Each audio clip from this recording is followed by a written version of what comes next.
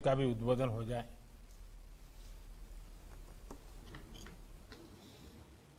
मैं माननीय कृषि मंत्री से अनुरोध करना चाहूंगा कि हम सबको संबोधन करें। माननीय कृषि मंत्री जी,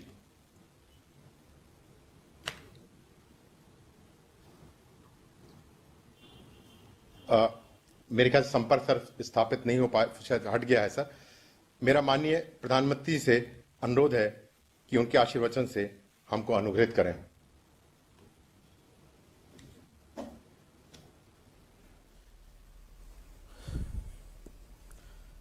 केंद्रीय मंत्रिमंडल के मेरे सहयोगी श्रीमान नरेंद्र सिंह जी तोमर, श्रीमती स्मृति ईरानी जी, भाई पुरुषोत्तम रूपाला जी, कैलाश चौधरी जी, श्रीमती देबाश्री चौधरी जी, फूड एंड एग्रीकल्चर ऑर्गेनाइजेशन के प्रतिनिधिगण, अन्य महानुभाव और मेरे प्यारे भाइयों और बहनों, वर्ल्ड फूड डे के अवसर पर आप सभी को बहुत बहुत शुभकामनाएं। दुनिया भर में जो लोग कुपोषण को दूर करने के लिए लगातार काम कर रहे हैं, मैं उन सभी को भी बहुत बहुत बधाई देता हूं। भारत के हमारे किसान साथी, हमारे अन्नदाता, हमारे कृषि वैज्ञानिक, हमारे आंगनवाड़ी और आशा कार्यकर्ता कुपोषण के खिलाफ आंदोलन का एक बहुत बड़ा हमारा मजबूत किला है, मजबूत आधार है। इन्होंने अपने परिश्रम से जहां भारत का अन्न भंडार भर रखा है, वहीं दूर सुदूर गरीब से गरीब तक पहुंचने में सरकार की बहुत मदद की है। इन सभी के प्रयासों से ही भारत कोरोना के इस संकट काल में भी कुपोषण के खिलाफ मजबूत लड़ाई लड़ रहा है। साथियों, आज फूड एंड एग्रीकल्चर ऑर्गेनाइजेशन के लिए भी एक महत्व का दिन है। आज इस महत्वपूर्ण संगठन के 75 वर्ष पूरे हुए हैं। इन वर्षों में भारत सहित पूरी दुनिया में एफएओ ने कृषि उत्पादन बढ़ाने, भूखमरी मिटाने और पोषण बढ़ाने में बहुत बड़ी भूमिका निभाई है। आज जो 75 रुपये का विशेष सिक्का जारी किया गया है, वो भारत की 130 करोड़ से अधिक जनता जनार्दन की तरफ से आपकी सेवा भावना का सम्मान है। एफएओ के वर्ल्ड फूड प्रोग्राम को इस वर्ष का नोबेल शांति पुरस्कार मिलना भी एक बहुत महत्वपूर्ण सीमा चिन्ह है और भारत को खुशी है कि इसमें भी भारत की साझेदारी और भारत का जुड़ाव बहुत ही ऐतिहासिक रहा है। हम सब जानते हैं, डॉक्टर विनय रंजन सेन जब एफएओ के डायरेक्टर जनरल थे, तब उनके नेतृत्व में ही वर्ल्ड फूड प्रोग्राम शुरू किया गया था। डॉक्टर सेन ने अकाल और भूखमरी का दर्द बहुत करीब से महसूस किया था। पॉलिसी मेकर बनने के बाद उन्होंने जिस व्यापकता के साथ काम किया वो आज भी पूरी दुनिया के काम आ रहा है। वो जो बीज बोया गया था, आज उसकी यात्रा नोबेल प्राइज तक पहुंची है। साथियों, एफएओ ने बीते दशकों में कुपोषण के खिलाफ भारत की लड़ाई को भी बहुत नजदीक से देखा है। देश में अलग अलग स्तर पर कुछ विभागों द्वारा प्रयास हुए थे, लेकिन उनका दायरा या तो सीमित था या टुकड़ों में बिखरा पड़ा था। हम जानते हैं, छोटी आयु में गर्भधारण करना, शिक्षा की कमी, जानकारी का अभाव, शुद्ध पानी की पर्याप्त सुविधा न होना, स्वच्छता की कमी, ऐसी अनेक वजहों से हमें वो अपेक्षित परिणाम नहीं मिल पाए थे जो कुपोषण के खिलाफ की लड़ाई में मिलने चाहिए थे।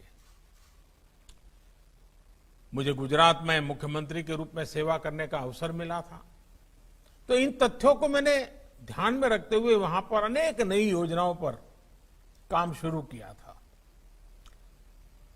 आखिर दिक्कत कहां है? नतीजे क्यों नहीं मिल रहे हैं और नतीजे कैसे मिलेंगे? इसका एक लंबा अनुभव मुझे गुजरात में मिला।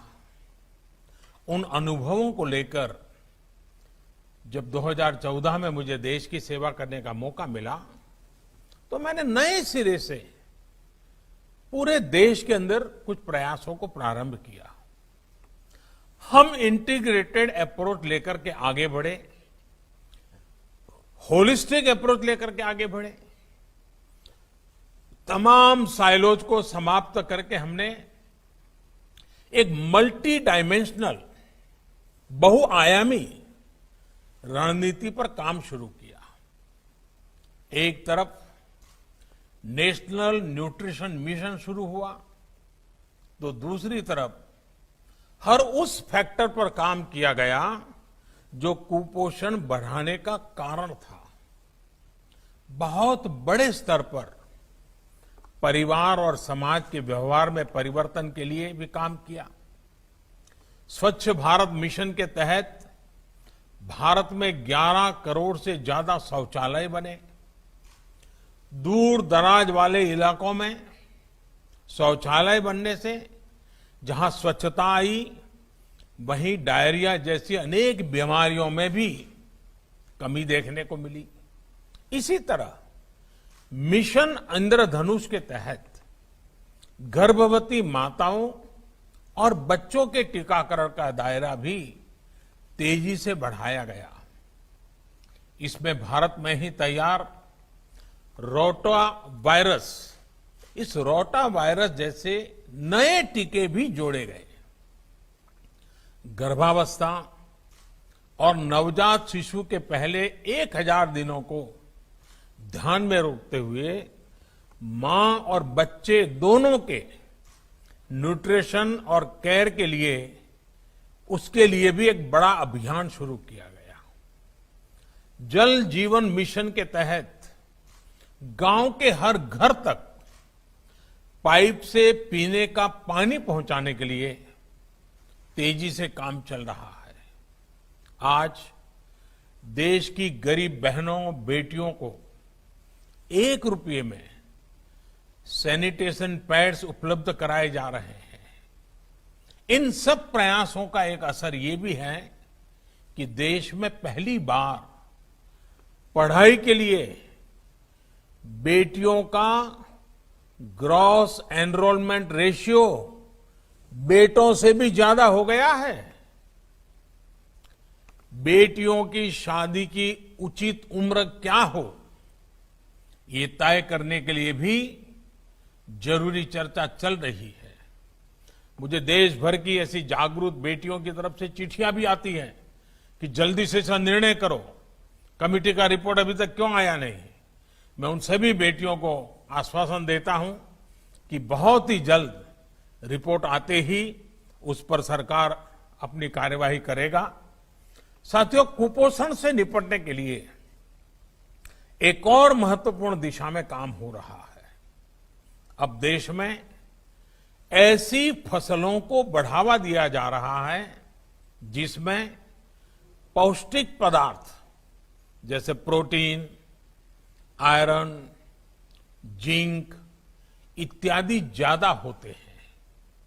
मोटे अनाज, मिलेट्स जैसे रागी, ज्वार, बाजरा, कोडो, जोंगोरा, बार्ली, कोटकी, इन जैसे अनाज की पैदावार बढ़े, लोग अपने भोजन में इन्हें शामिल करें, इस और प्रयास बढ़ाए जा रहे हैं। मैं आज एफएओ को विशेष धन्यवाद देता हूं कि उसने वर्ष 2023 को इंटरनेशनल ईयर ऑफ मिलेट्स घोषित करके भारत के प्रस्ताव को पूरा समर्थन दिया है। साथियों, भारत ने जब अंतर्राष्ट्रीय योग दिवस का प्रस्ताव रखा था तो उसके पीछे भी सर्वजन हिताय सर्वजन सुखाय की ही भावना थी। जीरो बजट में होलिस्टिक वेलनेस का मंत्र भारत विश्व के सभी देशों तक पहुंचाना चाहता था। वर्ष 2023 को इंटरनेशनल ईयर ऑफ मिलेट घोषित करने के प्रस्ताव के पीछे भी हमारे दिल में वही भाव है, उसी भावना को लेकर के हम आए हैं। इससे भारत ही नहीं, विश्व भर को दो बड़े फायदे होंगे। एक तो पौष्टिक आहार प्रोत्साहित होंगे, उनकी उपलब्धता और बढ़ेगी, और दूसरा, जो छोटे किसान होते हैं, जिनके पास कम जमीन होती है, सिंचाई के साधन नहीं होते हैं, बारिश पर निर्भर होते हैं, ऐसे छोटे छोटे किसान, उनको बहुत लाभ होगा।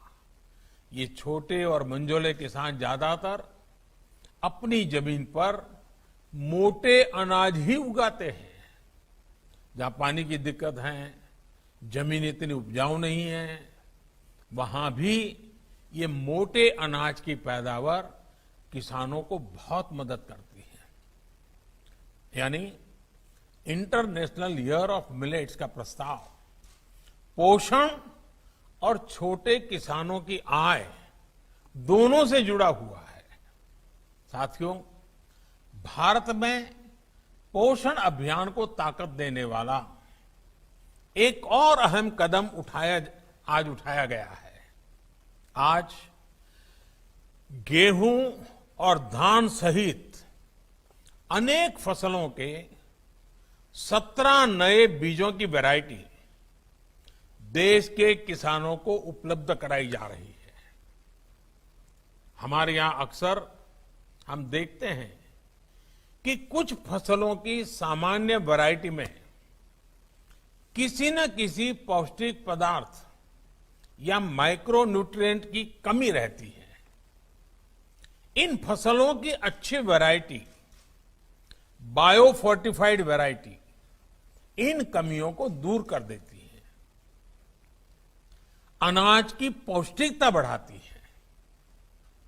बीते वर्षों में देश में ऐसी वैरायटीज, ऐसे बीजों की रिसर्च और डेवलपमेंट में भी बहुत प्रशंसनीय काम हुआ है, और मैं इसके लिए एग्रीकल्चर यूनिवर्सिटी, सभी वैज्ञानिक, कृषि वैज्ञानिक, उनको बहुत बधाई भी देता हूं। 2014 से पहले जहां इस प्रकार की सिर्फ एक वैरायटी किसानों तक पहुंची, वहीं आज अलग अलग फसलों की 70 70 बायो फोर्टिफाइड वैरायटीज किसानों को उपलब्ध है। मुझे खुशी है कि इसमें से कुछ बायो फोर्टिफाइड वैरायटीज स्थानीय और प्रारंभिक फसलों की मदद से विकसित की गई है। साथियों, बीते कुछ महीनों में पूरे विश्व में कोरोना संकट के दौरान भूखमरी, कुपोषण को लेकर अनेक तरह की चर्चाएं हो रही हैं। बड़े से बड़े एक्सपर्ट्स अपनी चिंताएं जता रहे हैं कि क्या होगा, कैसे होगा। इन चिंताओं के बीच भारत पिछले 7-8 महीनों से लगभग 80 करोड़ गरीबों को मुफ्त राशन उपलब्ध करा रहा है। इस दौरान भारत ने करीब करीब 1.5 लाख करोड़ रुपए का खाद्यान्न गरीबों को मुफ्त बांटा है। और मुझे याद है कि जब ये अभियान शुरू किया जा रहा था तो इस बात का विशेष ध्यान रखा गया कि चावल या गेहूं के साथ साथ दाल भी मुफ्त मुहैया कराई जाए। गरीबों के प्रति, खाद्य सुरक्षा के प्रति ये आज के भारत का कमिटमेंट है। अंतर्राष्ट्रीय जगत में भी इसकी चर्चा कम होती है, लेकिन आज भारत अपने जितने नागरिकों को मुफ्त खाद्यान्न दे रहा है वे पूरे यूरोपियन यूनियन और अमेरिका की कुल जनसंख्या से भी ज्यादा है। लेकिन कई बार हम रोजाना के जीवन में एक बड़ा ट्रेंड मिस कर देते हैं। फूड सिक्योरिटी को लेकर भारत ने जो किया है उस मामले में भी कुछ ऐसा ही हुआ है। मेरे कुछ प्रश्न हैं जिससे जो हमारे इंटरनेशनल एक्सपर्ट्स हैं उन्हें एहसास होगा कि भारत ने इस दिशा में क्या हासिल किया है। क्या आप ये जानते हैं कि साल 2014 तक सिर्फ 11 राज्यों में फूड सिक्योरिटी एक्ट लागू था और उसके बाद ही ये पूरे देश में प्रभावी तरीके से लागू हो पाया। क्या आप जानते हैं कि कोरोना के कारण जहां पूरी दुनिया संघर्ष कर रही है, वहीं भारत के किसानों ने इस बार पिछले साल के प्रोडक्शन के रिकॉर्ड को भी तोड़ दिया। क्या आप जानते हैं कि सरकार ने गेहूं, धान और दालें सभी प्रकार के खाद्यान्न की खरीद के अपने सारे पुराने रिकॉर्ड तोड़ दिए हैं। क्या आपको ये पता है कि पिछले साल के 6 महीने की इसी अवधि की तुलना में एसेंशियल एग्रीकल्चरल कमोडिटीज के एक्सपोर्ट में 40% से ज्यादा की बढ़ोतरी हुई है।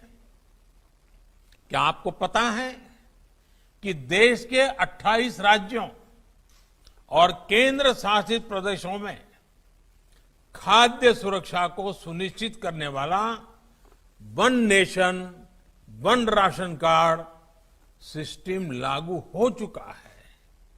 साथियों, आज भारत में निरंतर ऐसे रिफॉर्म्स किए जा रहे हैं जो ग्लोबल फूड सिक्योरिटी के प्रति भारत के कमिटमेंट को दिखाते हैं।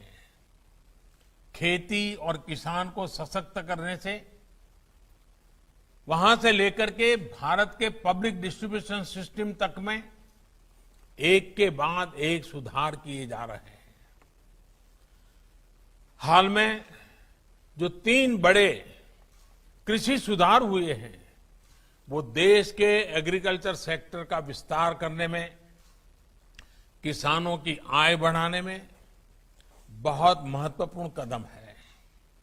साथियों, हमारे यहां एपीएमसी की एक व्यवस्था सालों से चल रही है, जिसकी अपनी एक पहचान है, उनकी अपनी एक ताकत भी है।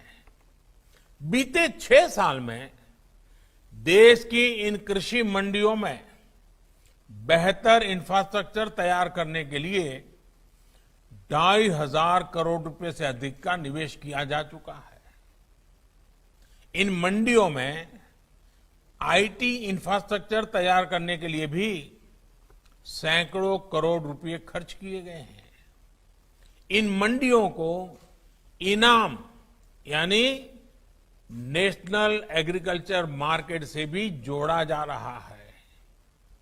एपीएमसी कानून में जो संशोधन किया गया है, उनका लक्ष्य इन एपीएमसी को अधिक कॉम्पिटिटिव बनाने का है।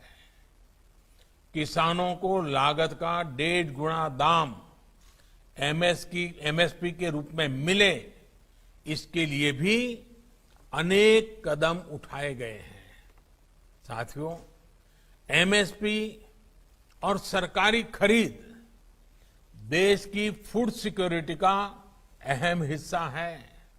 इसलिए इसका वैज्ञानिक तरीके से अच्छी व्यवस्था के साथ अच्छा प्रबंधन भी हो और ये आगे भी जारी रहे, ये बहुत आवश्यक है और हम इसके लिए प्रतिबद्ध हैं। नए विकल्पों से ये जरूर होगा कि देश के जो छोटे किसान मंडियों तक पहुंच ना होने के कारण पहले मजबूरी में बिचौलियों को अपनी उपज बेचने देते थे। अब बाजार स्वयं छोटे किसानों के दरवाजे तक पहुंचेगा। इससे किसान को ज्यादा दाम तो मिलेंगे ही, बिचौलियों के हटने से किसानों की भी राहत मिलेगी और आम खरीदारों को भी, सामान्य कंज्यूमर को भी लाभ होगा। यही नहीं, जो हमारे युवा हैं वो एग्रो स्टार्टअप्स के रूप में किसानों के लिए आधुनिक व्यवस्थाएं बनाए, इसके लिए भी नए रास्ते खुलेंगे। साथियों, छोटे किसानों को ताकत देने के लिए फार्मर प्रोड्यूसर ऑर्गेनाइजेशंस यानी एफपीओज का एक बड़ा नेटवर्क देश भर में तैयार किया जा रहा है। देश में 10,000 ऐसे कृषि उत्पादक संघ बनाने का काम तेजी से चल रहा है। छोटे किसानों की ओर से संगठन भी मार्केट के साथ मोल भाव कर सकेंगे। मैं एफपीओज छोटे किसानों का जीवन वैसे ही बदलने वाले हैं जैसे दूध या फिर चीनी के क्षेत्र में कोऑपरेटिव मूवमेंट से गांवों में महिलाओं के सेल्फ हेल्प मूवमेंट से सार्थक बदलाव आए हैं। साथियों, भारत में अनाज की बर्बादी हमेशा से बहुत बड़ी समस्या रही है। अब जब एसेंशियल कमोडिटीज एक्ट में संशोधन किया गया है, इससे स्थितियां अवश्य बदलेगी। अब गांवों में बेहतर इंफ्रास्ट्रक्चर बनाने के लिए सरकार के साथ साथ दूसरों को भी ज्यादा मौका मिलेगा। इसमें भी हमारे एफपीओज की भूमिका अहम रहने वाली है। सरकार ने हाल में 1 लाख करोड़ रुपए का इंफ्रास्ट्रक्चर फंड लॉन्च किया है। इस फंड से एफपीओज भी गांवों में सप्लाई चेन और वैल्यू एडिशन कैपेसिटी तैयार कर रहे हैं। साथियों, जो तीसरा कानून बनाया गया है वो किसान को फसलों के दाम में होने वाले उतार चढ़ाव से भी राहत देगा और खेती में नई टेक्नोलॉजी को भी बढ़ावा देगा। इसके तहत किसान को ज्यादा विकल्प देने के साथ ही उसे कानूनी रूप से संरक्षण देने का भी काम किया गया है। जब किसान किसी प्राइवेट एजेंसी या उद्योग से समझौता करेगा तो बुआई से पहले ही उपज की कीमत भी तय हो जाएगी।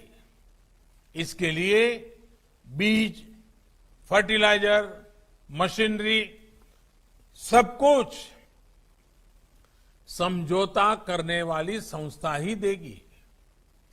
एक और महत्वपूर्ण बात, अगर किसान किसी कारण से समझौता तोड़ना चाहता है तो उसको कोई जुर्माना नहीं देना होगा।